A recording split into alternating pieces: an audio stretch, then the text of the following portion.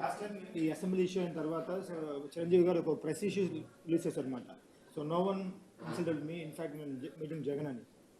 So Jagan గారు నన్ను insult చేయలేదని చెప్పేసి చిరంజీవి గారు on record he release a press statement.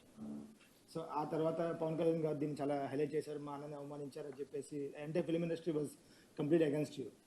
Anything to tell about this? ఏం జరిగింది ఆ రోజు? So what made the completely portraying you in wrong way?